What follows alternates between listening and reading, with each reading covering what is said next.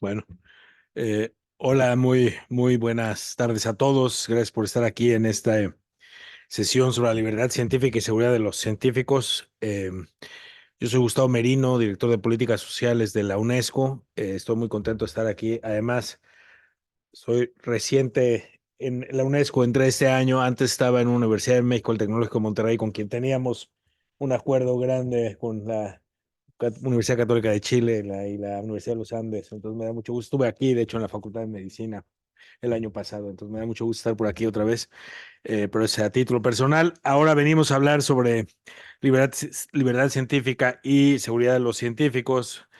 Y bueno, pues agradezco mucho su presencia y a la universidad por organizar esto. Sabemos que este es un momento en donde en todo el mundo tenemos unos desafíos enormes, el cambio climático, el cambio tecnológico acelerado, eh, y además de múltiples situaciones de complejidad y crisis políticas y demás. Y bueno, pues es un momento muy importante aquí para hablar de aquellos que se ven afectados en su labor por estas múltiples crisis. Y lo que queremos, nos reunimos aquí para discutir cómo podemos fortalecer la protección de nuestros científicos y científicas y la creación del programa sobre libertad y seguridad de los científicos por parte de la UNESCO y el llamado a acción son pasos importantes en esta dirección. Esperamos que el espacio de hoy nos permita explorar cómo vinculamos con esta iniciativa y promover los objetivos en Chile y a nivel regional. Vamos a tener un video brevemente con algunas palabras de la subdirectora general adjunta de la UNESCO, Gabriela Ramos, del sector Ciencias Sociales y Humanas, quien ahondará un poco más sobre la importancia de este evento. Muchas gracias.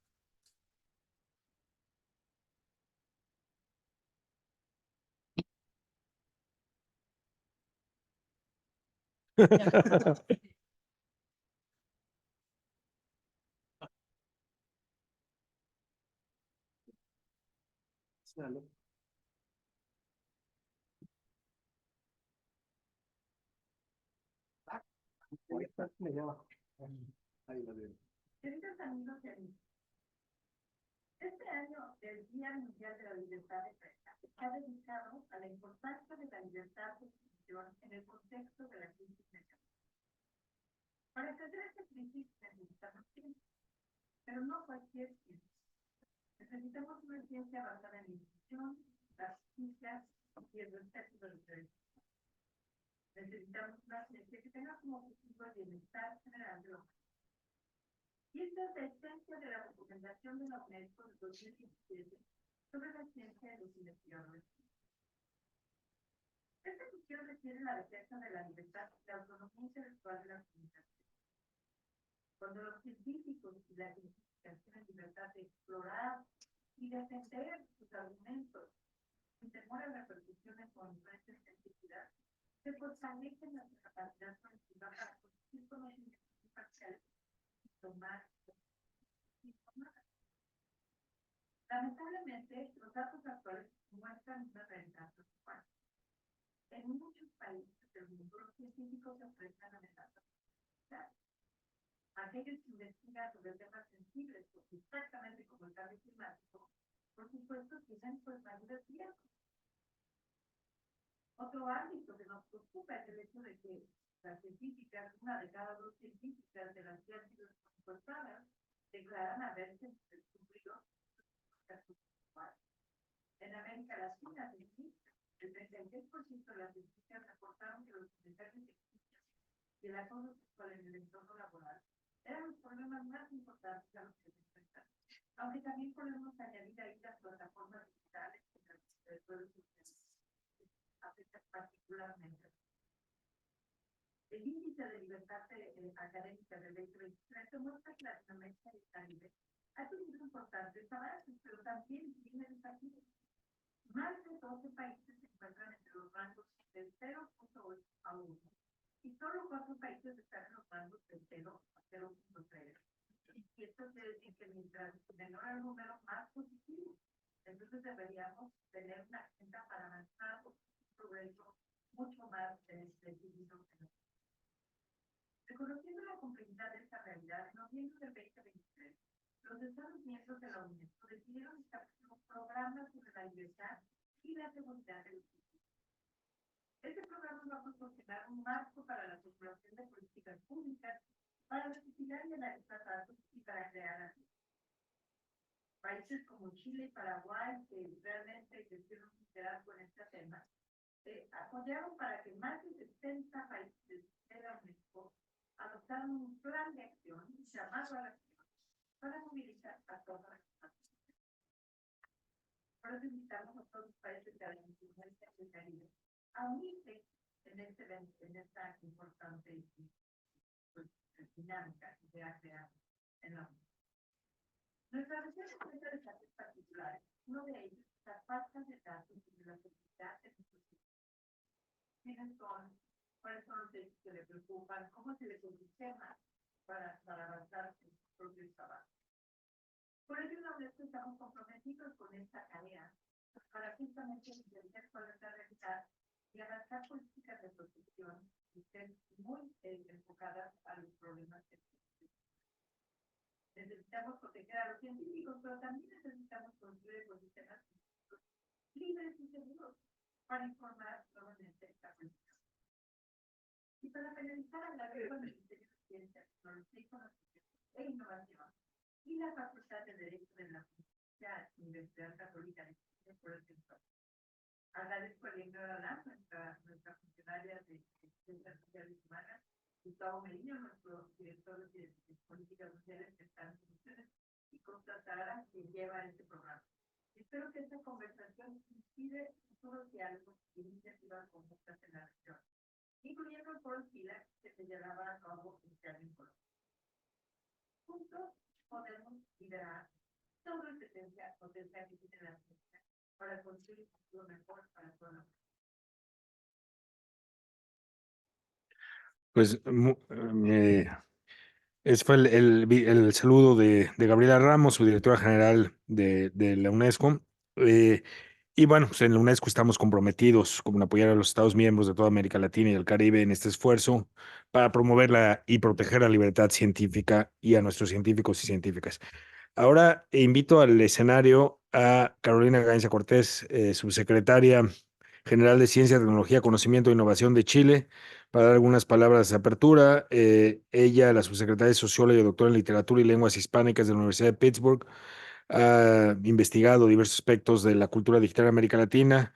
Es una de las fundadoras de la Asociación de Investigadores en Artes y Humanidades y creo que ha tenido también un papel fundamental en este trabajo que ha hecho Chile de vanguardia sobre materia de regulación y protección en temas de inteligencia artificial. Muchas gracias, subsecretaria. Gracias. Bueno, muy buenas tardes a todas y todos. Veo mucha juventud aquí, qué bueno.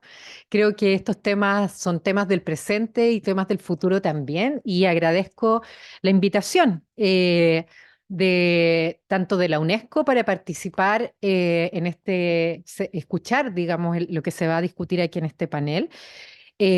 Abrir esta mesa redonda sobre libertad y seguridad científica em, aquí en la Facultad de Derecho de la Universidad Católica. em, Todo esto en el marco de un evento bien importante que se está haciendo hoy día en nuestro país, hoy día, mañana, el sábado, la conferencia sobre libertad de prensa. Y por lo tanto, esto nos abre la puerta para poder discutir otros tipos de libertades. Eh, en distintos momentos de la historia, los investigadores y la investigación, los y las investigadoras y la investigación en general, se ha visto amenazada tanto por conflictos políticos o a veces por las lógicas propias de la misma práctica científica. Como mencionaba Gabriela, por ejemplo, los sesgos de género. Sin ir más lejos, la dictadura chilena cerró carreras, prohibió y estigmatizó ciertos tipos de investigaciones y persiguió a investigadores e investigadoras por sus ideas, incluso haciendo desaparecer a varios de ellas y de ellos. Esto afectó especialmente a algunas áreas del conocimiento, como las ciencias sociales y las humanidades, consecuencias que incluso podemos evidenciar hasta hoy día en la poca valoración que muchas veces se tiene de estas áreas. En otros países, la ciencia y la investigación se ve afectada por recortes presupuestarios y degradaciones varias del quehacer de la investigación, destruyendo el aporte que han realizado durante décadas los investigadores y las investigadoras a su país, a sus países, y limitando también la libertad de ejercer en las áreas para las que fueron formados en sus propios países, viéndose muchas veces forzados a emigrar. Gabriela mencionaba el caso de aquellos investigadores que están en temas de ecología o cambio climático, que en algunos países también han sido limitados en su libertad de investigar. Junto con esto también, quiero mencionar el énfasis muchas veces excesivo en la productividad científica, medida por la cantidad de artículos académicos que se publican, lo cual ha generado prácticas de competencia que amenazan muchas veces la integridad de la investigación y ha contribuido a deslegitimar el aporte que hace la ciencia, la tecnología, el conocimiento y la innovación también. Finalmente, también mencionar la proliferación de noticias falsas que ha derivado en una degradación del debate público respecto a materias tan relevantes como el cambio climático, la salud y las vacunas, lo vimos sobre todo durante la pandemia, la tecnología y sus efectos, la migración y otros que requieren de evidencias para contribuir a un debate crítico e informado con argumentos basados en evidencia que contribuyan a contar con mejores políticas públicas, legislaciones y regulaciones más robustas y una democracia sana finalmente. Como muchas de ustedes ya lo saben y lo mencionó Gabriela de alguna manera, UNESCO ha sido clave en el reconocimiento y promoción de la libertad y seguridad en investigación. Gracias a la recomendación que se realizó, que presentaron en el año 2017 sobre la ciencia y los investigadores científicos, que nos invita a todos los Estados miembros de los cuales Chile es parte a poner en valor la dimensión humana y social de la ciencia, enfatizando la importancia de resguardar y fortalecer los ámbitos jurídicos, administrativos y éticos del quehacer científico para promover una mirada que nos permita comprender que las ciencias, los desarrollos experimentales y las tecnologías van más allá del crecimiento y de la productividad, situando el bienestar humano y la inclusión en el centro. En 2023, UNESCO además reafirmó la importancia de esta agenda mediante el programa de la UNESCO sobre la promoción de la libertad científica y la seguridad de los científicos y científicas, que fue presentada durante marzo del 2024 en París, junto a una interesante publicación de UNESCO que estoy segura que nos va a permitir avanzar con mayor claridad respecto a los distintos tipos de amenazas que hoy enfrenta la investigación científica. La libertad científica, entonces, es un aspecto central de la investigación porque es una condición necesaria para crear, imaginar y diseñar los procesos experimentales que nos permiten observar lo imperceptible y comprender lo incierto en su propia complejidad, enfrentando los sesgos y prejuicios que muchas veces nos impiden aceptar que eso que hoy parece común y establecido deberá mañana reformularse y pensarse. Estamos en una etapa de cambios con la transformación tecnológica, así que eso lo vemos todo el tiempo. Además, en tanto condición ética y política para la investigación, la libertad científica comprende aspectos tan importantes como la libertad de pensamiento y la autonomía institucional de las organizaciones y espacios dedicados a la creación y producción de nuevos conocimientos.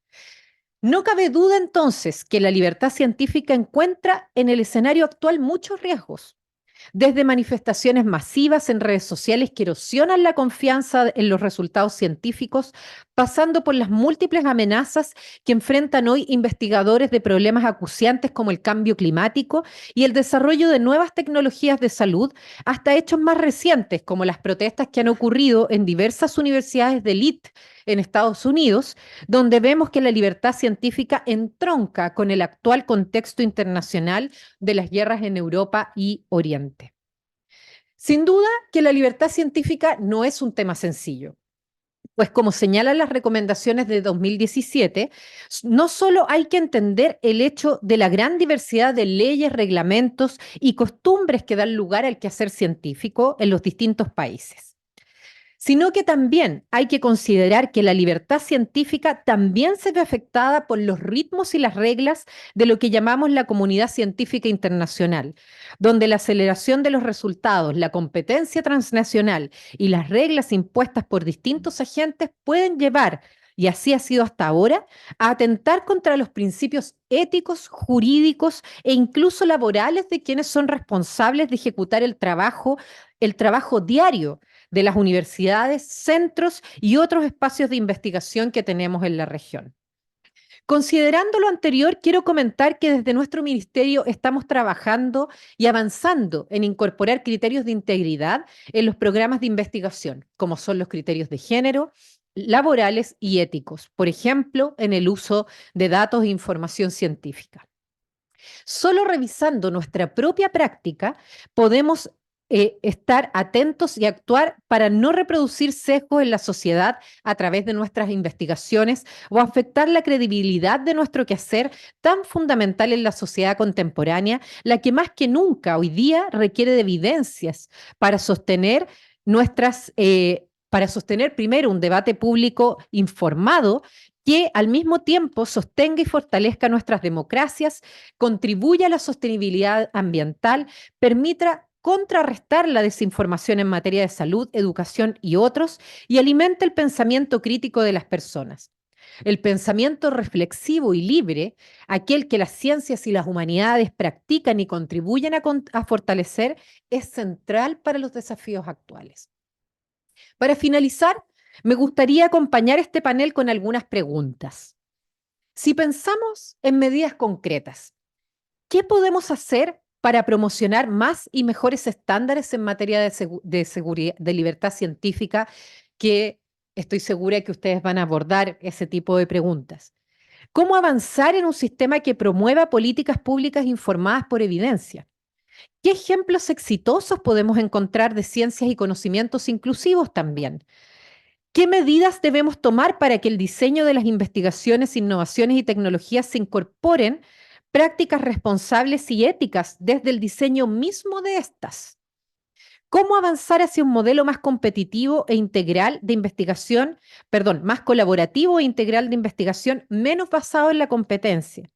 ¿Qué instancias y mecanismos existen hoy y cuáles hacen falta todavía diseñar?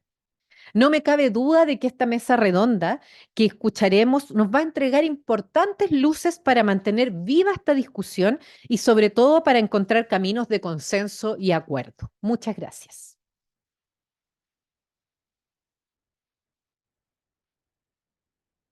Muchas gracias, subsecretaria Melissa. Creo que nos dejó muchos temas para reflexión, incluyendo muy buenas preguntas al final que, que debemos reflexionar no solo en esta mesa, sino en general. Y bueno, pasamos ahora, le quisiera dar la bienvenida al señor Gabriel Boxangola, que es decano de la Facultad de Derecho de la Pontificia Universidad Católica de Chile. Él es licenciado en Derecho por esta universidad y doctor en Derecho por la Universidad de París I.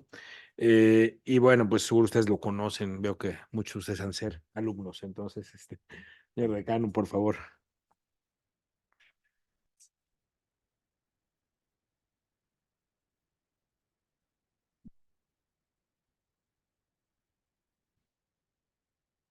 Señora Gabriela Ramos, subdirectora general de Ciencias Sociales y Humanas de la UNESCO, señor Gustavo Merino, director de Políticas Sociales de la UNESCO, señora Carolina Gainza, subsecretaria del Ministerio de Ciencia, Tecnología, Conocimiento e Innovación, señora Isabel Cornejo de la Universidad Autónoma, señor Raúl Madrid de nuestra facultad, querida comunidad académica, señoras y señores, a nombre de la Facultad de Derecho de la Pontificia Universidad Católica de Chile, quisiera darles la más cordial bienvenida a esta mesa redonda sobre la libertad y seguridad científica, coorganizada entre nuestra facultad y la Organización de las Naciones Unidas para la Educación, la Ciencia y la Cultura. Es para nosotros un honor poder recibirlos en nuestras aulas, sabiendo que a través de ello tenemos la oportunidad de recoger y proyectar distintos aspectos que vinculan al mundo universitario y a nuestra universidad con la UNESCO y también con los fundamentos de las reflexiones del día de hoy. Sin pretender ser exhaustivo, quisiera detenerme brevemente en dos de ellos. En primer lugar, quisiera destacar que en el nacimiento de la Universidad Católica en 1888 estuvo muy presente la idea de la libertad, a través del principio de la libertad de enseñanza, que terminó configurando las bases de nuestra institución y que hallaba un antecedente muy notable en la labor gubernativa y parlamentaria de Abdón Cifuentes, uno de los fundadores de la UC. En efecto, Frente a las ideas que proponían un monopolio de la actividad académica y científica, la Universidad Católica le propuso al país un modelo distinto, uno en el cual la diversidad de proyectos educativos institucionales pudiese incidir como elemento central de una sociedad libre y plural para nuestro país. Uno de estos proyectos es el de la Universidad Católica, fundada eminentemente en la relación entre fe católica y razón, pero muchos otros proyectos de distinta naturaleza, incluidos los de las universidades del Estado, componen un panorama muy rico y muy vital que, por cierto, no está exento de importantes desafíos. Y en segundo lugar, quisiera destacar que para una universidad pontificia como la nuestra, resulta ineludible constatar la larga relación que la Iglesia ha tenido con la UNESCO, y muy particularmente en el aporte que los pontífices han podido proyectar en esta relación. Bien sostuvo San Pablo VI en 1971 que el propósito de la Carta Fundacional de la UNESCO en torno a contribuir al mantenimiento de la paz y de la seguridad, estrechando por medio de la educación, de la ciencia y de la cultura la colaboración entre las naciones, y aquí comienza la cita, no podía dejar indiferente a la Iglesia, cultivando por lo tanto relaciones, también señala el Santo Padre, estrechas y amistosas desde el nacimiento de la organización. En dicha ocasión, en 1971, San Pablo VI sintetizaba de la siguiente manera la labor de la UNESCO. Aquí comienza la cita. La UNESCO tiene, así, ocasión de actuar en el desarrollo integral del hombre responsable de su destino ante sus hermanos y ante la historia, llamado a resolver las numerosas antinomias ante las cuales se encuentra enfrentado, intercambios culturales que se han multiplicado y sabiduría ancestral conservada, expansión de una cultura nueva y fidelidad viva ante la herencia de las tradiciones, cultura clásica y la nueva cultura científica y técnica, fraccionamiento de las disciplinas especializadas y síntesis del saber, desarrollo del genio inventivo y eclosión de la contemplación, simbiosis entre las masas y las élites, legítima autonomía de la cultura y respeto de los valores religiosos. Hasta ahí la cita. ¿Cuánto de nuestros actuales desafíos aparece condensado en las palabras de San Pablo VI? ¿Y cuántos términos que precisamente se relacionan con el objeto de nuestro encuentro? Cultura, ciencia, técnica, sabiduría, tradición, armonía, valores, religión, fraccionamiento y síntesis, invención, contemplación, masas y élite, legítima autonomía, a lo que también, por supuesto, cabe añadir un aspecto basal de la vida universitaria que en dicho fragmento no se expresa, pero sí en otro párrafo anterior del mismo discurso: la búsqueda de la verdad. Fue bajo la idea de esta búsqueda que las instituciones universitarias nacieron en la Edad Media y a lo largo de los siglos han podido desplegar su labor benéfica. Benéfica para las sociedades, sin duda, pero sobre todo una labor benéfica para las personas que han podido formarse en entidades que conforman la corona del pensamiento y de la reflexión profunda sobre las más diversas disciplinas en nuestras sociedades. Y por ello, valoramos especialmente la oportunidad de renovar los lazos de la Iglesia con la UNESCO en miras de aportar a la búsqueda de la verdad a través de esta mesa redonda que hoy nos congrega y a la que le auguro excelentes resultados. Que Dios los bendiga y muchas gracias por estar aquí el día de hoy.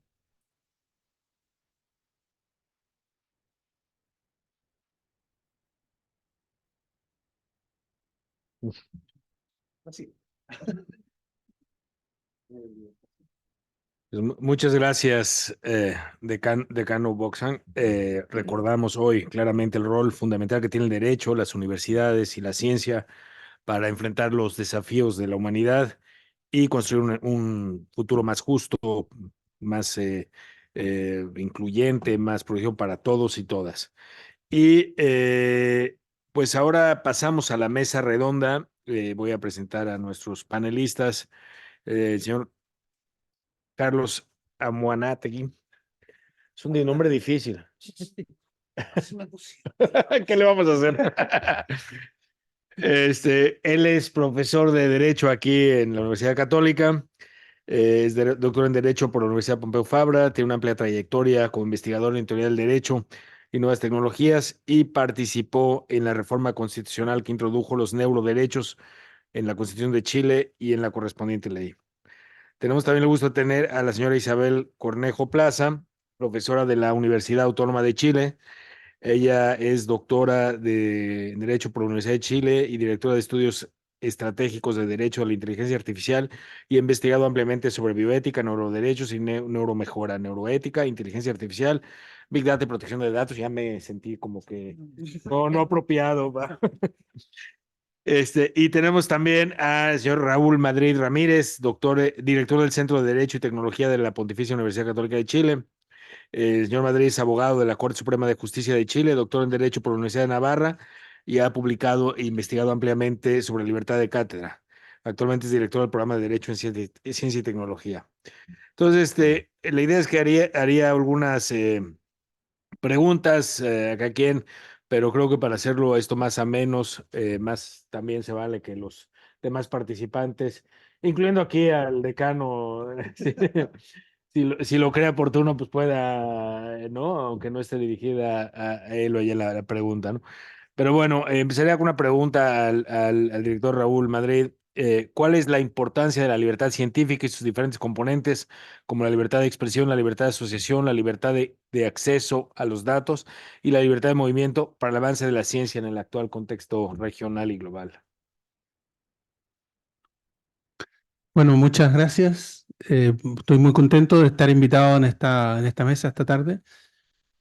Yo soy especialista en libertad de cátedra. Esa es mi área en este tema y por lo tanto, perdonen si hay un enfoque más directo hacia el tema de la libertad de cátedra porque es lo que yo más he estudiado y he desarrollado. O sea, frente a la pregunta de la importancia de la libertad científica, ¿por qué es importante que un científico sea libre? ¿Qué quiere decir libre?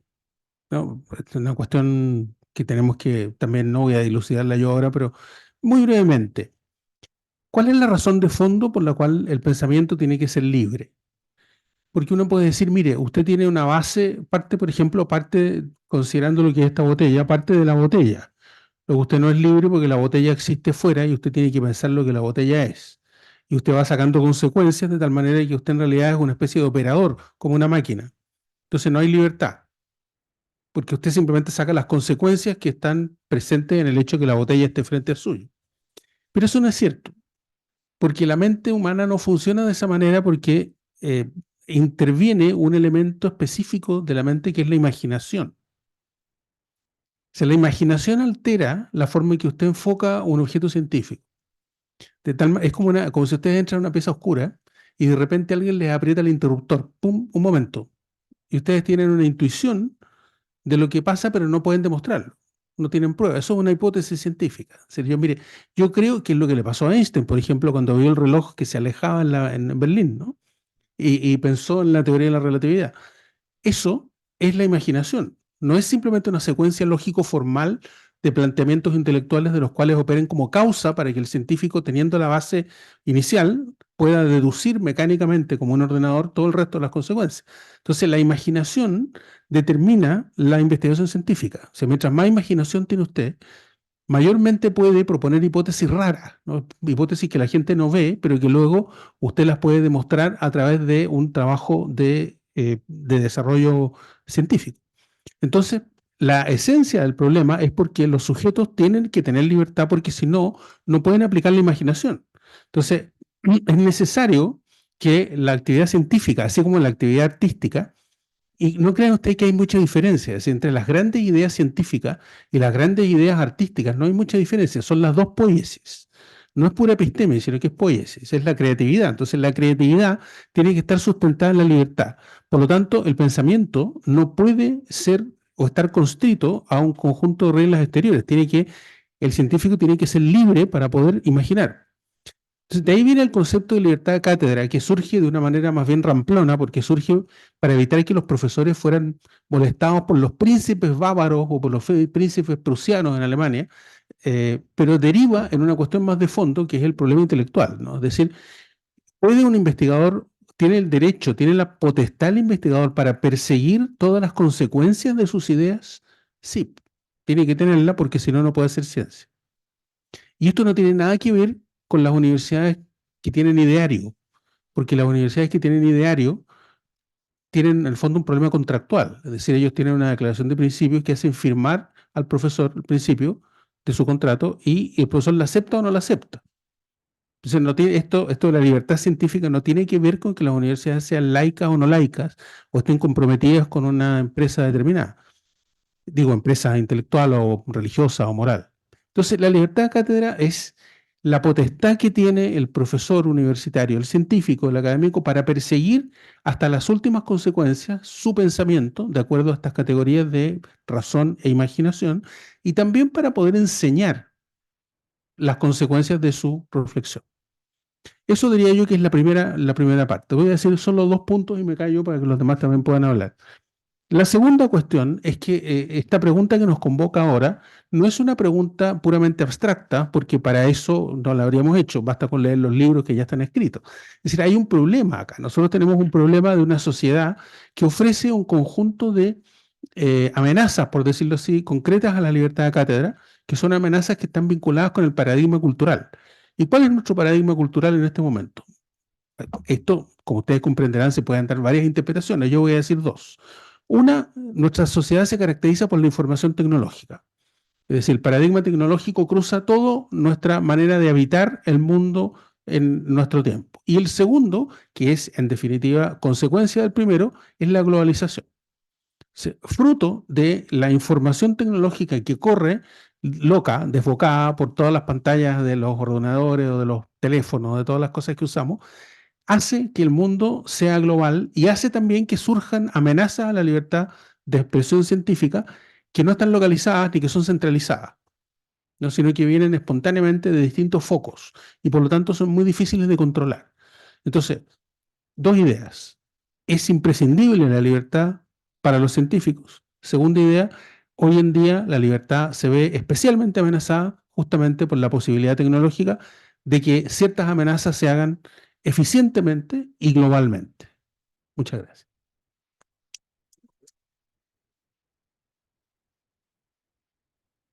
Muchas gracias, doctor. Y creo que es además muy evidente la relevancia y la relación entre libertad de cátedra y libertad de protección científica. Pasamos ahora con el profesor Carlos Amanautegui con la siguiente pregunta. ¿Cuáles son los desafíos relacionados a su libertad y seguridad que los científicos y las científicas enfrentan ahora en la región o en Chile? Ok. Esto es a ver, esto es un temazo. ¿Qué quieren que les diga? A ver, antes que nada, continuando un poco con la línea de mi querido amigo Raúl, les voy a decir una cosa. ¿Saben? La libertad científica es curioso porque la libertad es una cosa también vivencial. ¿Se experimenta o no se experimenta? El primer momento en mi vida que experimenté totalmente la libertad científica es un momento muy curioso de mi existencia. Fue la primera vez que recibí un cheque, en esa época, imagínate, pagaban con cheque, viejo soy, un cheque de la Universidad Católica. Me acaban de contratar de profesor. ¿Y te pagaron? ¿Me pagaron? Me acuerdo de mirar este cheque y pensar, me están pagando por hacer algo por lo cual yo pagaría por hacer. Ese bliss, ese spleen que te da ese momento, eso es la libertad. Y en este sentido, la libertad es un valor metajurídico. Metajurídico, ¿por qué? Porque claro, tiene una dimensión jurídica, por supuesto. Privado de libertad está quien es condenado por sentencia judicial, evidentemente. Pero también es metajurídico porque tiene una dimensión fáctica. Esta dimensión fáctica es que estás privado de libertad si en la práctica no te impiden hacer lo que tú quieres. Tan privado de libertad está el preso como el secuestrado. En este sentido, las amenazas a la libertad científica son amenazas fácticas y amenazas jurídicas. Y debemos distinguir ambos mundos. Ahora, antes de seguir, antes de decirles qué amenazas veo yo, un pequeño detalle. Bueno, ¿y por qué diablos necesitamos libertad científica? Aparte de para tener un spleen o un momento blissful y alegre. Bueno, aparte de eso, es porque solo desde la libertad pueden hacer la heterodoxia. Y a través de la heterodoxia vienen las grandes revoluciones científicas. No estoy diciendo ninguna novedad, estoy simplemente pensando en Kuhn, en Thomas Kuhn, que probablemente todos conocemos. La mayor parte de los científicos o los académicos tendemos a estar de acuerdo en un corazón de teorías y doctrinas. Después hay un área donde estamos un poco menos de acuerdo, donde se discuten algunas cosas, pero hay una opinión mayoritaria. Y después está el mundo de las tesis doctorales, que está como en los márgenes, que es más o menos cosas que sí podrían ser de una manera, de otra no tenemos suficiente evidencia. Ok, desde una tesis doctoral de los márgenes no se cambia la ciencia. Se cambia la ciencia cuando vas contra el consenso, cuando tienes valor para ser heterodoxo. En este sentido, si queremos avance científico, si queremos revolución científica, si queremos realmente detentar algún tipo de liderazgo epistémico o tecnológico, necesitamos revolucionarios del pensamiento. Necesitamos heterodoxos. Y eso solo se cultiva en libertad. ¿Qué amenazas fácticas hay? Bueno, miren, ¿qué quieren que les diga? Hay muchas. Una de ellas, la he identificado, ya está identificada, sí. La desinformación, misinformation, disinformation. Hay varias maneras de referirse al tema, se refieren a sutilezas distintas. Pero básicamente, claro, la mentira sistemática hecha ex profeso con intención de engañar, puede ser un riesgo a la ciencia. Pero el riesgo mayor, fáctico a la ciencia, no creo que venga de ahí. Creo que viene, en buena medida, de un neopuritanismo que, que lleva a buena parte de la sociedad a acallar las opiniones heterodoxas. Hoy día es más difícil opinar con libertad que hace 20 años. Cuando yo comencé a impartir clases, una opinión podía ser incómoda, podía ser desagradable, podía ser estúpida, pero no era perseguible. Hoy día tenemos una sociedad que está dispuesta a perseguir la heterodoxia por las redes sociales, a través de las funas, y esto es peligroso. ¿Por qué? Porque necesitamos a los heterodoxos. De los grandes heterodoxos surgen las grandes ideas. Por lo demás, siempre es una tentación para el político definir la verdad, definir lo aceptable y lo inaceptable. Y eso es sumamente peligroso. Las leyes o las normativas que intentan regular lo que se puede decir o lo que se puede estudiar tienden a ser peligrosas. De hecho, es cierto que debe haber ética en la ciencia, pero la ética está en los procedimientos que debemos aplicar. Es ahí donde tienes que fijar la ética. Los procedimientos, tener muestras justas, tener muestras apropiadas que tengan la diversidad suficiente, una diversidad equivalente al de tu sociedad. No en las conclusiones, no en los resultados, porque la verdad puede ser incómoda, desagradable, triste, pero Epur se gira, igualmente está ahí, aunque no nos guste. Solamente con valor para mirarla a los ojos podemos avanzar. Otra cosa,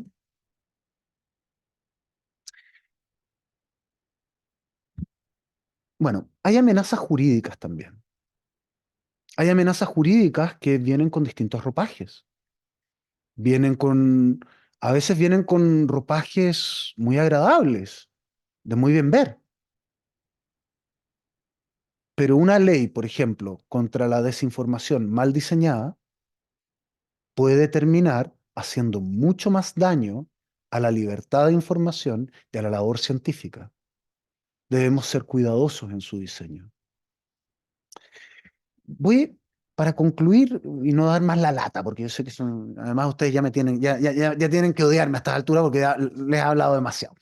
Bien, para concluir les voy a contar algo. ¿Saben ustedes cómo, bueno, Por allá por el año 1154, un emperador bastante simpático que se llama Federico Barbarossa. Federico probablemente tenía la barba muy roja, porque por algo le decían Barbarossa, emperador del Sacro Imperio Romano Germánico, se encuentra con que en Bolonia hay un grupo de académicos que están enseñando con libertad. Lo que enseñan es incómodo. Están enseñando nada menos que el Corpus Juris. Y ustedes saben lo incómodo que es el Corpus Juris. Imperator legibus solutus est, el emperador está libre del poder de las leyes, de auctore, cosas así. Bien, Federico Barbarossa mira a este grupo de personas y antes de retirarse y continuar camino a la cruzada, que nunca llegará porque se ahogó, le otorga autonomía a Bolonia, la primera universidad moderna. Autonomía de toda autoridad imperial o eclesiástica. En este sentido, le otorga el permiso para la heterodoxia. Ese permiso, esa licencia, es la que reclamamos los académicos para reencontrar el spleen. Gracias.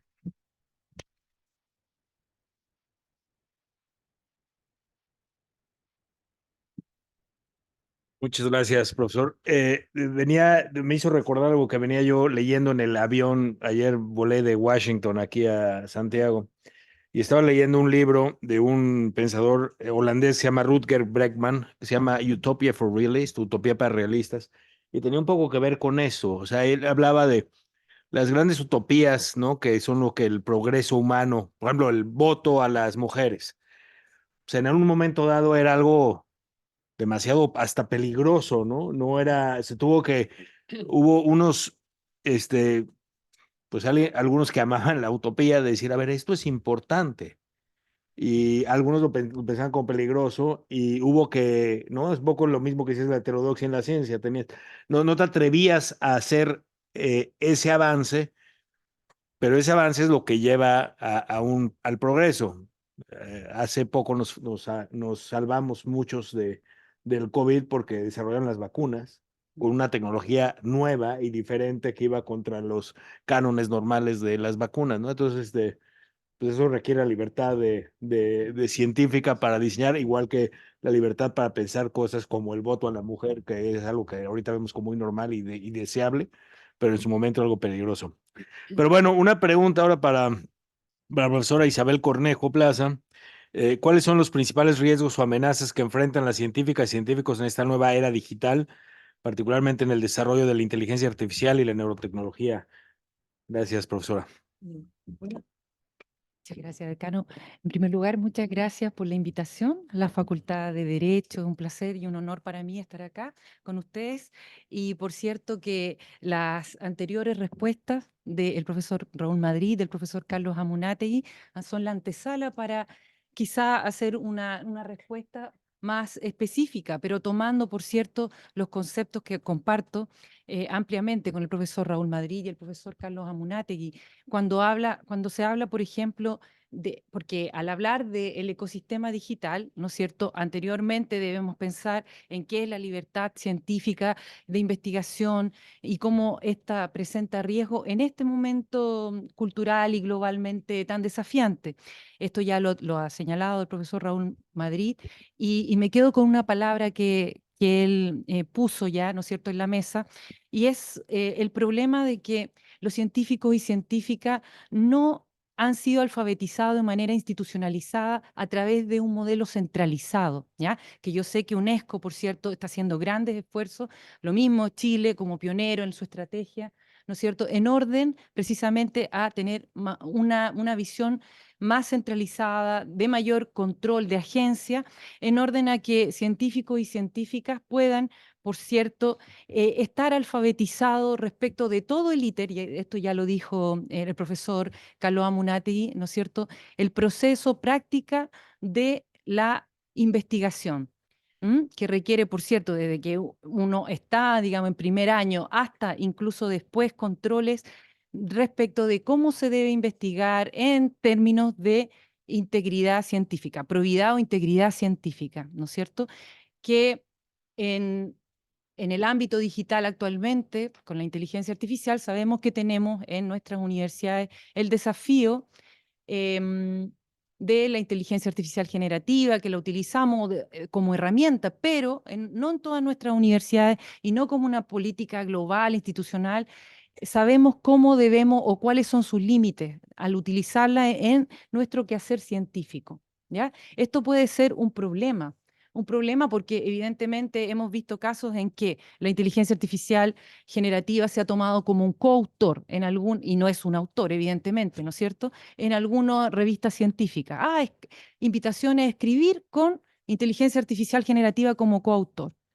Necesitamos entonces una política clara que nos indique, ¿no es cierto?, realmente que la inteligencia artificial generativa, en este caso, en los procesos de investigación, debe ser tomado más bien como una herramienta. ¿Y cuáles son los límites, los riesgos evidentes que los hay? Entre eso, por cierto, la gran cantidad de datos que están falseados, que tienen sesgos. Y esto es un problema que evidentemente conculca la libertad científica. No podemos investigar sin saber que realmente esos datos pueden estar no solo falseados, adulterados, en los cuales la inteligencia artificial alucina, sino que también nosotros podemos ser cómplices de una cuestión que, con una debida alfabetización en ética, en probidad, podría subsanarse, ¿verdad? Entonces, este es un clamor, no solo digamos, a nivel ya más institucional, no solo en nuestras universidades, a que se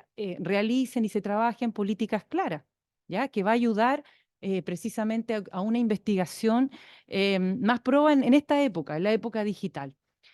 Por otro lado, me hizo tanto sentido cuando el profesor Amunátegui habla de esta heterodoxia, ¿no es cierto?, del cambio de paradigma, porque necesitamos precisamente trabajar en esa masa crítica, ¿ya? Una vez, si tenemos una gran masa crítica de cerebro, de ciudadanía pensando en términos científicos, es decir, haciéndonos preguntas genuinas, con el amor a la verdad, a la sabiduría, al conocimiento, ¿verdad? Y no tener miedo de pensar distinto porque vamos a ser cancelados, funados, etcétera.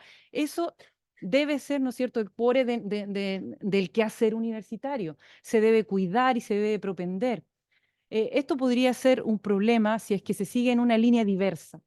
Y por lo tanto, el tener un pensamiento así, divergente, disruptivo, que a veces, ¿saben? Por ejemplo, en los fondos de la Unión Europea se pide, ¿no es cierto?, el pensamiento disruptivo. Así, pensamiento disruptivo, algo que cambie el paradigma, ¿no? El statu quo. Y eso se requiere la libertad. Y él dijo algo muy interesante, porque no podemos mirar como una cosa así como quizá espuria, que habló del dinero, le pagaron, pero es muy importante porque no podemos pensar si no podemos comer. No podemos, se debe dignificar el trabajo investigativo y por lo tanto esa parte, el tener, digamos, por ejemplo, ¿cuál es uno de los problemas de Latinoamérica? Es que hay poca, escasa, ¿no es cierto?, masa crítica de científicos porque no se financia la ciencia. Este es un problema. La ciencia se debe destinar mayor cantidad de recursos a la ciencia. Solo así vamos a dignificar este proceso.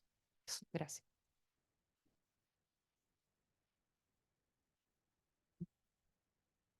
Muchas gracias, doctora. Sí, creo que digo, es casi indisoluble esta cuestión entre la ética y la libertad y la relevancia de poder ser disruptivo para avanzar y por eso la necesidad de proteger la libertad.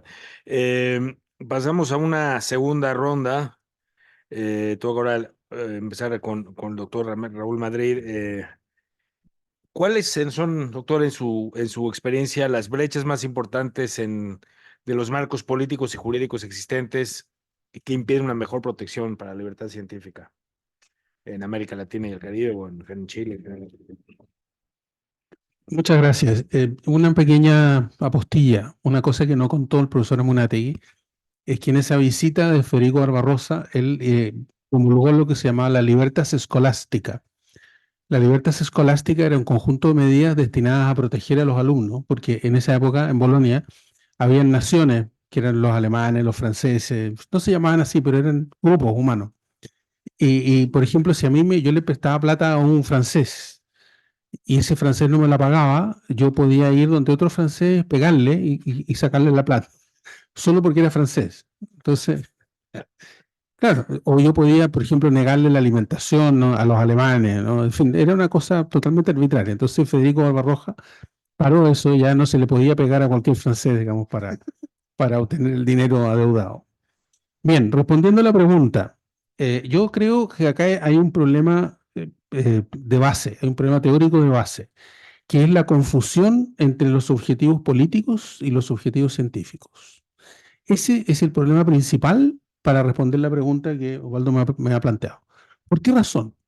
Claro, porque la universidad no tiene objetivos políticos. Hay miembros de la universidad que son personas políticas, que tienen una opinión política contingente, que tienen una visión del mundo político, y está muy bien que así sea. Pero las universidades no tienen un objetivo político. Su objetivo, la universidad, es la verdad, en cualquiera de los campos que estudien. Y la verdad es una cosa objetiva, porque si no es subjetiva, haríamos, en vez de hacer una universidad, haríamos un club de lectura. Tiene que haber alguna objetividad, decir algo que yo pueda decir objetivamente y el que está al frente me diga sí, tiene razón o no, está equivocado. Si los dos tenemos razón y nuestras verdades son paralelas, entonces hagamos un club de lectura, pero no una universidad. Para que haya una universidad, tiene que haber verdad. Y para que haya verdad, tiene que haber una cierta objetividad. Entonces, el objeto de la ciencia es la verdad, en cualquiera de sus áreas. Mientras que el objeto de la política es el gobierno. Es la dirección de la comunidad hacia el bien. Ese es el gobierno político. Entonces, estos dos objetivos dan origen a dos discursos. El discurso académico y el discurso político. Pero hoy en día, estos dos discursos están mezclados. Y eso es perverso para la universidad, porque la universidad termina siendo política. Termina siendo política hacia el exterior y termina siendo política hacia el interior. Se dividen los académicos entre los buenos y los malos, ¿no? O los menos buenos y los medios grises y los verdes claros, etcétera, ¿no? Y entonces los decanatos, por ejemplo, y los rectorados se transforman en una arena política, no en una arena científica, ¿no? No para elegir entre los pares, sino que para elegir al que comparte mis ideas políticas. Y eso está mal, no está bien. Ahora, ¿por qué pasa esto? Yo voy a apuntar nuevamente dos razones, muy cortito. Estas dos razones pueden haber más. Ustedes las podrían clasificar de otra manera. Yo voy a decir dos porque como el que estoy hablando soy yo, pues que hay un problema, digamos, de las autoritas de la exposición. Yo veo dos razones. Una, primero que nada, por el concepto de horizontalidad del poder divulgado por por Foucault. No, Foucault desarrolla este problema, dice que en todo Occidente el poder ha sido siempre una cosa vertical, y él dice el poder en realidad no es vertical, sino que es horizontal. Es decir, todos los actos humanos son actos de poder. Todo esto tiene una fundamentación mucho más larga que la que yo estoy poniendo acá. Pero de esta conclusión se deriva que toda la actividad humana es potestativa. Y esto se junta con otros teóricos, por ejemplo Maturana o Varela, que vienen a decir que el acto humano es un acto autopoético, de tal manera que el sujeto se autoconforma potestativamente a través de su acción. Luego se genera una especie de idea de biopolítica de que todos los actos humanos son esencialmente potestad, esencialmente poder. Y esa idea teórica influye en la conducta de los cuerpos intermedios de las personas. O sea, todo es leído con una perspectiva de poder. Primera razón. Segunda razón, vinculada con la universidad. ¿Por qué razón nosotros pensamos que la universidad tiene que servir a la sociedad? ¿Es el objeto de la universidad servir a la sociedad?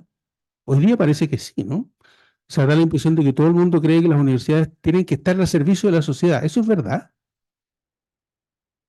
Como diría un abogado, si yo fuera abogado lo diría, hay que distinguir. Dicho así, es falso. Lo que no quiere decir que la universidad no tenga una dimensión social. Pero ¿cuál es el objeto de la universidad? ¿Servir a la sociedad? No. El objeto de la universidad es encontrar la verdad de manera colaborativa entre las personas más inteligentes de la sociedad que trabajan todo el tiempo para encontrar la verdad en su campo propio. Ahora, cuando encuentran la verdad, eso tiene un servicio social. Pero la universidad no trabaja para la sociedad, como se plantea en el modelo norteamericano. Eso no es así. Es un error. Lo que ocurre, y por eso lo menciono y termino ahora, es que esa pequeña trampita politiza la universidad. Si usted no hace la salvedad de que en realidad es una función secundaria, hay una politización de la universidad y por lo tanto hay una politización también del discurso académico. Entonces, el remedio, creo yo, es separar ambos ámbitos y proteger el discurso académico. Gracias. Gracias, doctor. Un tema que ha salido aquí es la cuestión de la ética en esta discusión, y entonces ahorita pasaría con la profesora Isabel Cornejo para algunas reflexiones sobre cómo podremos equilibrar la libertad científica con la responsabilidad y la ética sin socavar la innovación y el avance científico. Sí, bueno, respecto de la pregunta, yo no consideraría a la ética como un límite propiamente tal de la innovación y la investigación, sino que lo consideraría más bien como una forma de equilibrar, ¿ya?, la práctica de la investigación científica en un marco epistémico basado en el respeto a los derechos humanos y fundamentales. Creo que ese es el paradigma actual. Em, no se puede hacer, en el fondo, ciencia de buena calidad de espalda a las consideraciones éticas y a la integridad científica, sin que en algún momento, en algún íter de ese proceso, esa investigación se caiga, tenga fallas finalmente, y finalmente se vuelva contra el investigador o investigadora. Así entonces, no es posible entonces concebir la ciencia fuera de esos principios, de las reglas éticas, em, porque es lo que le da finalmente esa libertad de acción, esa libertad. Además, las reglas y principios éticos emanan de los científicos, o deberían, ¿no?, que tienen en cuenta esa delicada interrelación con los mercados también y sus intereses, porque efectivamente hay una parte en que los investigadores trabajan solo en sus laboratorios, por ejemplo, los de las ciencias duras, pero cada vez más es porosa esta relación, no debería ser. Pero muchos de los mercados son los que financian en parte esas mismas investigaciones, laboratorios están detrás y los científicos lo saben. Desde ese punto de vista, por ejemplo, el mismo Elon Musk siempre se queja y se ha quejado a través de la prensa de que las reglas, no solo la regla ética, pero la ética y también la jurídica, obstaculizan la innovación o el desarrollo de sus investigaciones. ¿Ya? Pero esto no, ya ven que, por ejemplo, se le ha negado el lugar, por ejemplo, en la Unión Europea, que tiene reglas claras y es pionero, ¿no es cierto?, en varias reglamentaciones que son como las más robustas actualmente en el mundo. Y en ese sentido, simplemente él y otros han tenido que realizar las investigaciones conforme a estos postulados. Y esa creo que es la visión que deberíamos tener como una equiparación de las reglas del juego, no como un obstáculo a la innovación científica. Eso. Sí, creo que es muy importante lo que dice, y me recuerda también lo que decía el profesor Carlos al inicio de que la ética en el fondo es lo que tiene que ver con el rigor científico, y ahí es donde la tienes que dar. Pero, no sé, cada vez hay más. Yo me acuerdo, tuve una discusión antes de estar en UNESCO, estaba en un centro de investigación de temas de salud, y había una cuestión sobre, por ejemplo, si hay fondeo, por ejemplo, de alguna empresa para la actividad científica, aunque en qué momento hay un tema ético o no, y si el fondeo obviamente tiene atado a ciertas condiciones, pues sí, es evidente. Sí. Pero ¿qué pasa cuando entra una bolsa nada más y no lo sé, ¿no? Pero sin embargo hay quien dice, bueno, no, tienes que. Y hay elementos pues para limitar el riesgo. Por ejemplo, en Estados Unidos hablan del el full disclosure, ¿no? Que tienes que poner en el artículo, he recibido fondos de fulanito, ¿no? Pero bueno, no sé si quieres decir algo más sobre esto, profesora. Tengo que decir el nombre bien completo, pero me cuesta trabajo, Amunátegui. Pero también, si nos puede decir algo sobre dado su papel en la reciente reforma constitucional en Chile sobre los neuroderechos, ¿cómo vemos ahí la libertad científica en eso? Ok, a ver, son buenos temas y temas complicados, además. Claro, claro, Isabel le ha dado muy bien medio a medio en el clavo con este problema. Ahora, El tema de los neuroderechos es un tema bastante interesante, eh, tanto en sí mismo, pero dado el contexto en el que estamos hablando de libertad científica, es interesante desde esta perspectiva también. ¿Por qué? Porque mire, básicamente, haciéndolo muy resumidamente, hay un montón de tecnologías basadas en el estudio de los sistemas neurológicos, tanto artificiales como naturales. El natural es el que tienen entre las orejas, el artificial son, por ejemplo, las redes neuronales que fundamentan las tecnologías de inteligencia artificial, como ChatGPT, como todas las que usan. Dado los desarrollos que hay en ambos aspectos, se produce una suerte de convergencia en que puedes, en último término, comprender un tipo de red neuronal con otro. Es decir, hay algunas tecnologías que permiten, no vamos a decir leer la mente, pero cosas que a veces lo acercan bastante. Como por ejemplo, determinar con un 70% de eficiencia qué es lo que estás escuchando, solo a través de analizar tus señales neurológicas. Este tipo de tecnologías están ahora en desarrollo. Hay algunas, se están volviendo cada vez más potentes. Eh, Tienen un potencial bíblico, logran que los ciegos vean, los sordos oigan, los paralíticos caminen. Todo esto se ha logrado. Implante coclear, implante de retina, reconstrucción de la conexión del sistema nervioso en la columna vertebral a través de operaciones e implantes de dispositivos eh, que comunican con un ordenador. O sea, es poderoso lo que viene. Ahora, lo interesante de esto, ¿qué es? Que se producen estos desarrollos y un grupo de científicos, en particular el Morningside Group de la Universidad de Columbia, se preocupan de esto y llevan sus inquietudes éticas al plano jurídico y promueven la idea de construir un marco jurídico que permita regular esto y prevenir los posibles efectos dañinos que tengan. Porque así como hay grandes potenciales para el bien, también lo hay, digamos, para el control social. Si estamos como estamos con plataformas, imagínense si pudiesen saber lo que piensan realmente. Así que es una colaboración interesante. Desde la ciencia se contacta al mundo de la política para construir, converger en la creación de algo común. Por eso es un buen ejemplo. Es curioso. Normalmente el mundo de la ciencia es el mundo de la verdad, de la búsqueda de la verdad al menos. El mundo de la política busca otra cosa. Suponemos que el bien.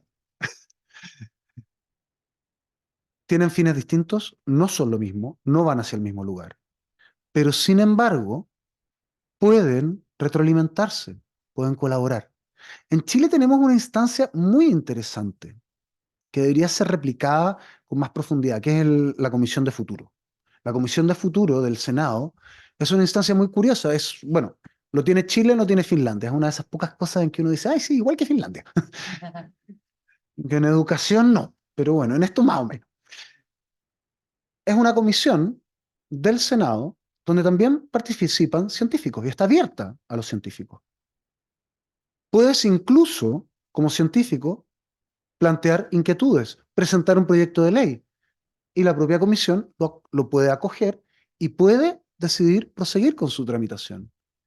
Esto es una instancia única que da al conocimiento, a los malditos heterodoxos, nos da una oportunidad para comunicarnos con el mundo político. Ese tipo de sinergias son valiosas y debiesen ser replicadas probablemente más allá del Senado. Eh, no sé, un último pensamiento al respecto es que es- tenemos siempre el siguiente problema, y es un problema que Carolina mencionó, que estamos sometidos a la dictadura de la métrica. ¿Saben cuál es el problema de eso? Que lo que es mensurable es la cantidad. La calidad es inconmensurable. No sabemos por métrica cuán bueno es algo. Es muy difícil determinarlo. Ya puedes ver el índice H, cuánto te citan. Bueno, pero tampoco es infalible esto. Y esto es complejo. cómo transparentar esta realidad a las políticas científicas, bueno, eso es un gran desafío. Ahí podría armarse una hermosa discusión también. Ok, gracias. No, no los lateo más. Gracias. Sí, por supuesto. Justo le iba a dar la palabra a Gaetano, por si quería decir algo. Y me dejaron prendidos los dos micrófonos, así cosa que suena estereofónico. Muchas gracias, Gustavo. No, yo quería detenerme en particular sobre, y muy cortito, un par de minutos, sobre la importancia que tiene lo que los académicos y los pensadores en general, a lo mejor no necesariamente son académicos, pero por supuesto nosotros tratamos de interpretarlo desde la óptica académica, dado que estamos en la universidad. em, lo que los académicos, los demás pensadores pueden sembrar mirando al futuro. Es decir, uno también tiene que ver el aporte científico, el aporte del pensamiento en términos quizás no inmediatos. A veces hay grandes resultados que se pueden obtener con el paso del tiempo, con un trabajo perseverante, con una labor de persuasión muy importante, pero sobre todo, por supuesto, convencidos en estar aportando al servicio de la búsqueda de la verdad. ¿Ya? Y en este sentido, yo creo que voy a tomar un ejemplo, que es justamente uno que mencionaste hace como media hora, Gustavo, que era el del voto femenino. Yo mencioné, si ustedes recuerdan en mis palabras introductorias, a Abdón Cifuentes, uno de los fundadores de la Universidad Católica, por el tema de la libertad de enseñanza. Eso por lo general se asocia con la figura de Abdón Cifuentes. Pero menos se conoce el hecho de que Abdón Cifuentes fue quizás el primer gran precursor del voto femenino en Chile. Abdón Cifuentes en el año 1865 pronunció un famoso discurso en que abogaba en primer lugar, yo diría que son dos elementos muy centrales. El fundamental, por supuesto, abogaba derechamente, porque de inmediato se otorgaba derecho de voto a las mujeres. ¿Ah? Eso es lo fundamental. Y él sostuvo esa posición hacia el futuro, no le hicieron caso, ustedes saben, hasta como muchas décadas después, bien entrado el siglo XX, y finalmente, más allá de que lo hayan despreciado, sobre todo otras corrientes, aquí se mezclaba con lo político también que señalaba Raúl hace un rato, haya sido, digamos, descartada su posición, finalmente terminó prevaleciendo. ¿Ah?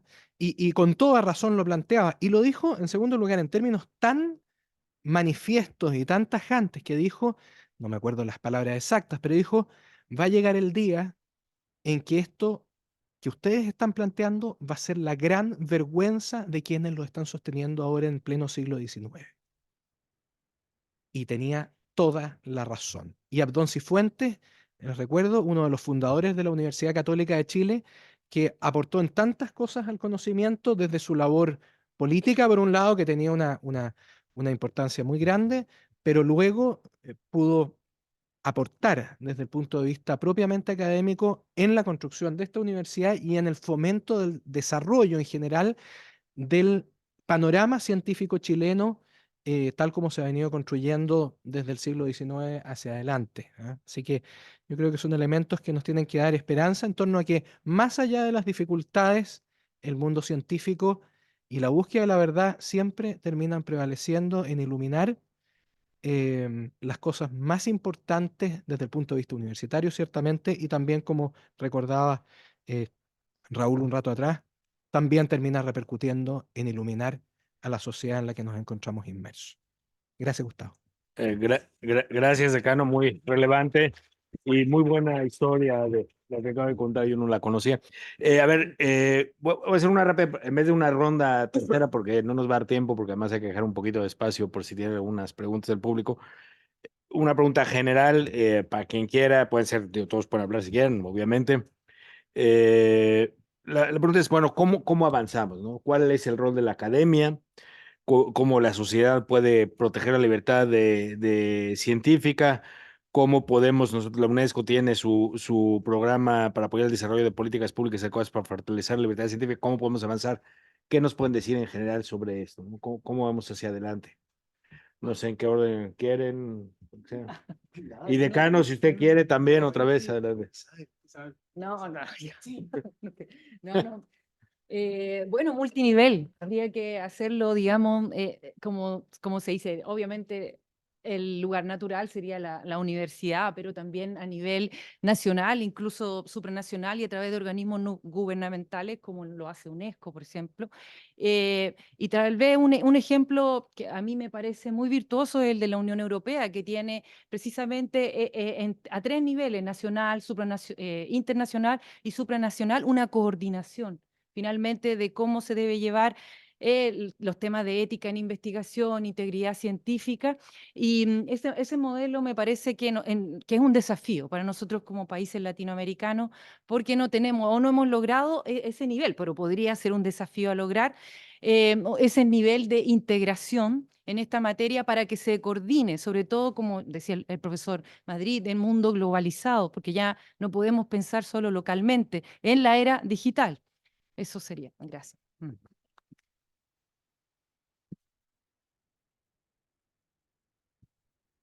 Bueno, a mí, francamente, se me ocurren algunos caminos que son importantes a seguir. Hay algunos, hay algunos caminos que tienen que ver con la ética de los procedimientos, que creo que deben ser reflexionados. Los procedimientos, así como como el resultado, porque como el resultado no debe ser evaluado como bueno o malo, sino como verdadero o falso, el procedimiento para llegar al resultado sí que puede ser ético o antiético, sí que puede ser o sea, objeto de este tipo de juicio. Y debemos fijar atención en los procedimientos que utilizamos. Tendríamos que pensar por ejemplo, cuán diverso es el medio donde voy a desplegar un resultado versus el medio donde estoy recopilando información y testeando un modelo. ¿Tienen el mismo grado de diversidad? Porque si no tienen el mismo grado de diversidad, el resultado va a ser un sesgo, va a ser discriminatorio. Te cuento el tiro. Tenemos que ser capaces también de ser inclusivos en nuestros métodos de investigación. Tenemos que intentar mantener además superar ciertas desigualdades históricas muy evidentes y que, bueno, no necesito referirme a ellas porque son de todos conocidas. Eso por una parte, pero eso es por el lado de los procedimientos. Por el lado de los resultados, tenemos que garantizar firmemente la libertad científica como parte de la libertad de expresión. Si queremos efectivamente tener estos heterodoxos que puedan cambiar la ciencia, cambiar el conocimiento, hacer verdaderas revoluciones científicas, necesitamos darles el espacio y garantizarles el espacio para decirlo con seguridad. Que nadie sea atacado por decir lo que cree que es verdad. Puede ser refutado, pero no atacado. Que no tener cuidado con cualquier tipo de proyecto que intente penalizar opiniones o ideas. Hay varios y son un peligro. Porque hasta la opinión que pueda parecer más estúpida puede llevarte a una verdad.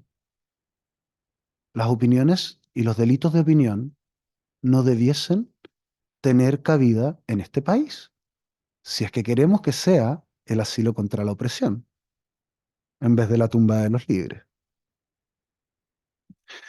En ese sentido, los únicos límites admisibles para la libertad científica o la libertad, que es una parte de la libertad de expresión, son la injuria, la calumnia y la amenaza. Fuera de eso, todo es cancha, como se decía cuando yo era chico y jugábamos a la pelota en la calle. Gracias. Muchas gracias, profesor. Y ahora, Ya, yo voy a hacer una afirmación polémica. La libertad de cátedra no existe. No, no existe. Existe en la ley, pero como se decía en la colonia, se acata pero no se cumple. ¿Y por qué digo yo semejante cosa? La libertad de cátedra es un logro moderno. ¿no? Comienza, como les decía, en el siglo XVIII, XIX en Alemania, después se traslada a Estados Unidos. Estados Unidos se forma una asociación destinada a preservar la libertad de cátedra y se describe lo que es la libertad de cátedra, que es básicamente lo que yo dije hace un rato, ¿no? La libertad de pensar y la libertad de enseñar. Y los norteamericanos le agregan una tercera cosa, que es lo que se llama la extramuros, libertad extramuro, que es la libertad de los profesores para hablar fuera de cátedra. O sea, si un profesor publica una carta en el diario, que es el típico caso Koch del año 90, ¿no? Que un profesor dijo que los alumnos de las universidades tenían libertad para mantener relaciones sexuales del año 60 y quedó la crema, y lo dijo en el diario.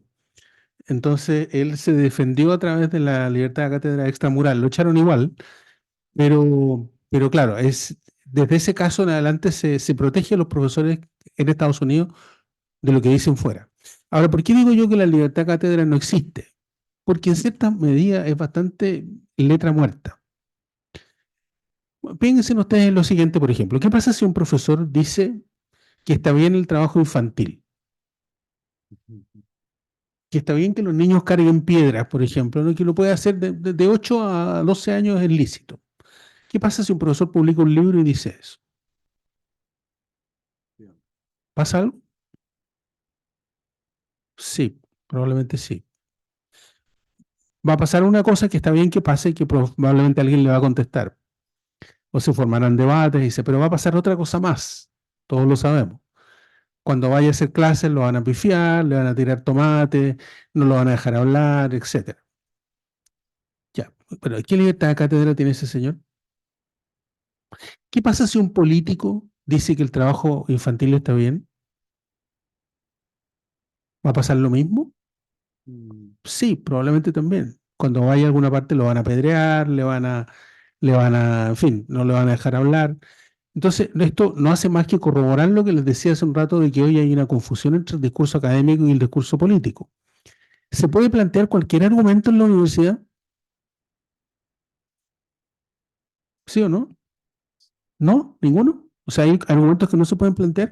O sea, hay cosas que están excluidas del debate intelectual. Los derechos humanos, por ejemplo. ¿Qué pasa si por ejemplo, si yo digo que no, no yo, por favor, si alguien dice que los negros son menos inteligentes que los blancos, esto es un caso real. Universidad de Harvard, 2014. O la tesis de la pedofilia en Holanda. ¿Qué pasa si yo digo, escribo un libro para demostrar que los negros son menos inteligentes que los blancos? ¿Se puede hacer eso?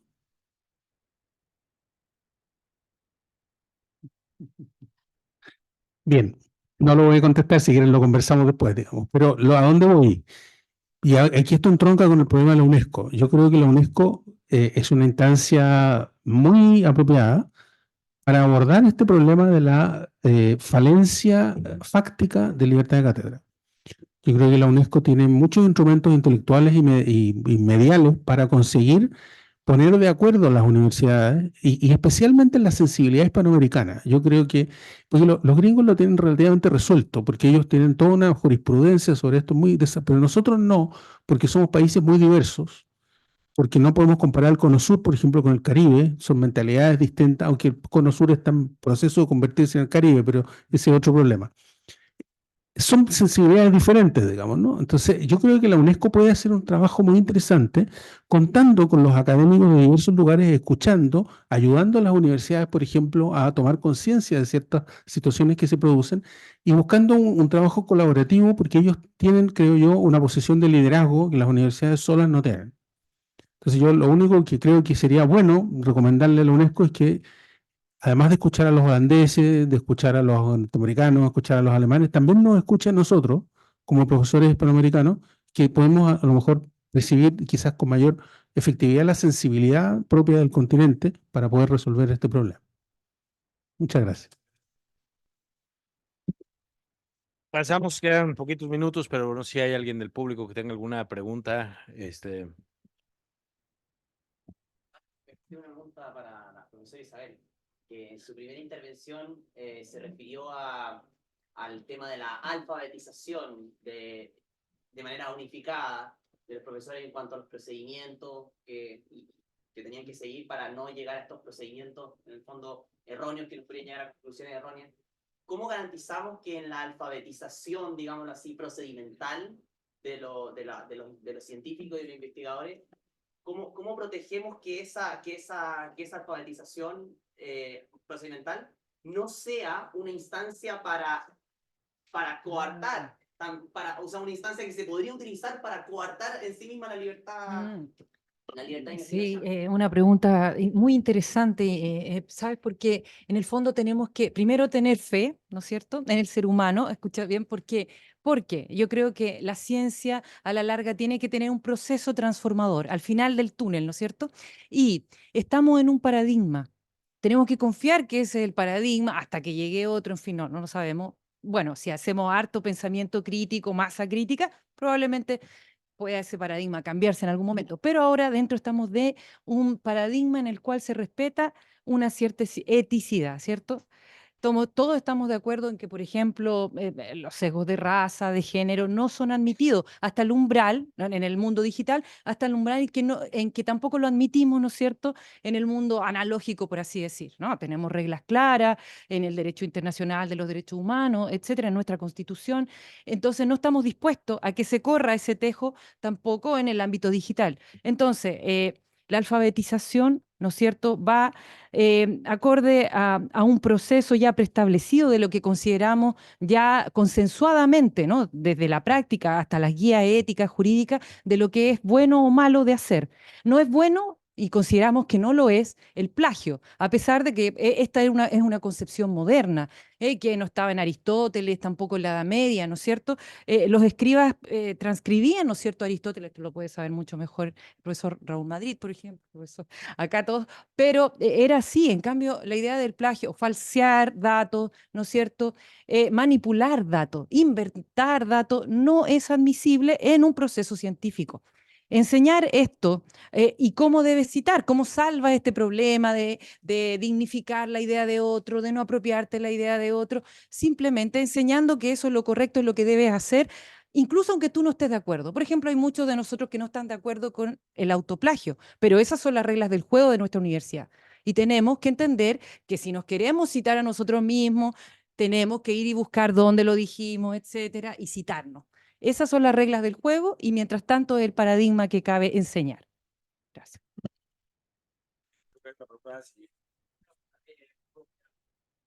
respecto a los instrumentos de financiación de la innovación y con respecto más que nada a nuestro país, tengo entendido que, por ejemplo, las empresas no pueden invertir directamente en la innovación que ocurre dentro de las universidades. Entonces me gustaría saber igual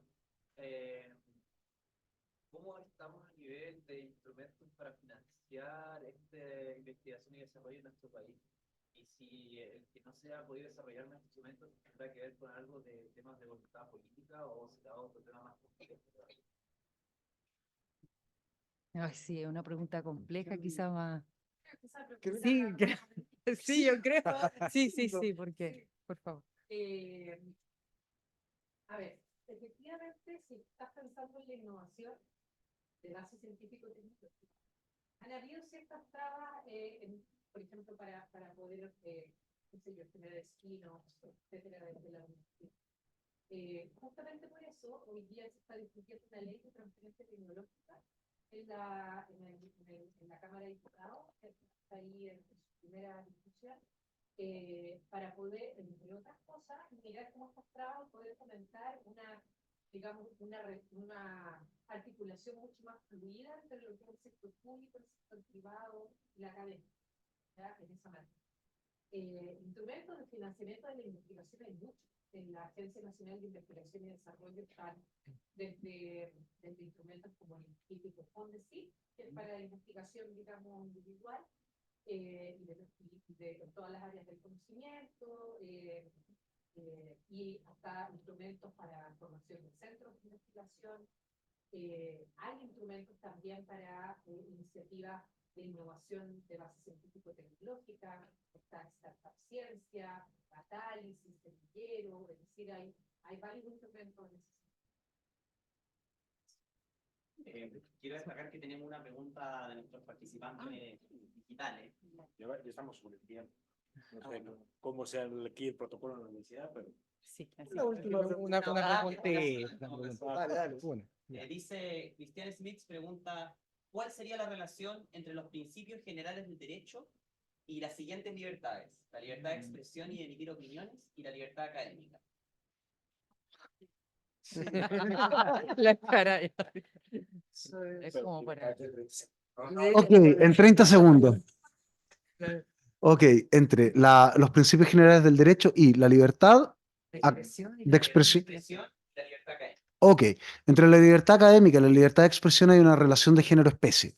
O sea, el género es libertad de expresión. Si no tienes libertad de expresión, difícilmente vas a tener libertad académica. Y si reprimes la libertad académica, siempre estás reprimiendo la libertad de expresión. Por eso hay una relación súper directa género-especie. Ahora, entre principios generales del derecho, bueno, uno de los principios generales del derecho, que hay muchas maneras de entender los principios generales del derecho. Por eso la pregunta es buena y complejísima. Pero podríamos decir que, por ejemplo, está honeste vivere, el típico principio ulpianeo que está en Digesto 111, los tres principios del derecho, o los tres mandamientos del derecho son, vive honestamente, alterum non ladere, no dañes a otro, etc. Bueno, en el honeste vivere es justamente decir la verdad. Es parte de la dimensión de tu honestidad. Tu honestidad consiste en ser capaz de decir la verdad en todo momento, la verdad que tú seas capaz de percibir, como tú la percibas. Otro pensará que tu verdad es una tontería. Bueno, pero no importa. En ese sentido, está directamente conectado a uno de los principios generales, más generales, históricos del derecho. Es más, en buena medida, recordemos que un ciudadano que atentaba contra la majestas del pueblo romano, que a un ciudadano se lo acallase. Nunca podía acallarse a un ciudadano. Era nocivo a la majestad de lo que es el pueblo y la república. Así súper corto, ¿no?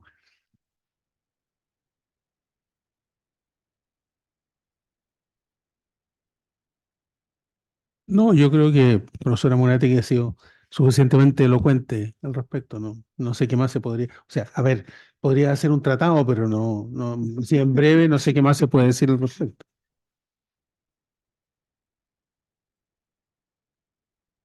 Estamos dando fin a este espacio de diálogo que agradezco mucho nuevamente la oportunidad, el apoyo de la Universidad Católica de Chile para poder organizar este evento, que nos recuerda pues, la importancia de salvaguardar la libertad y protección de los científicos. Hemos sido testigos de que es claro que tenemos que salvaguardarla, porque si no, pues no vamos a progresar y está ligada además con otros derechos esenciales, fundamentales, pero también que hay cuestiones que tenemos que ver no solo para, ¿no? Una relación, por ejemplo, la libertad de cátedra, que nos dejó muy claro que, bueno, no es absoluta, aunque quisiéramos que lo fuera, pero también las acciones que tenemos que hacer, ¿no? Y les recuerdo que pues, UNESCO tiene su recomendación 2017 y es un llamado a que todos nos unamos en este esfuerzo para promover y garantizar la libertad y seguridad de los científicos. Y bueno, le digo, el programa que está a mi cargo en UNESCO tiene que ver precisamente con la importancia de asegurar este nexo entre la investigación y la ciencia, por un lado, y la política pública, que es yo no soy estudioso del derecho, debo decir, soy economista y con doctorado en política pública, pero entonces aquí aprendo mucho, pero sí me queda muy claro que tiene que haber este vínculo entre la investigación, ¿no? Y la política pública, las políticas basadas en evidencia, la importancia del avance científico para ello.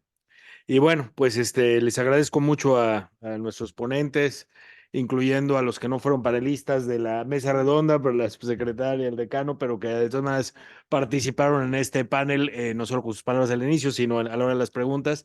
Y a todos ustedes por su presencia aquí y su interés en el tema. Muchas gracias.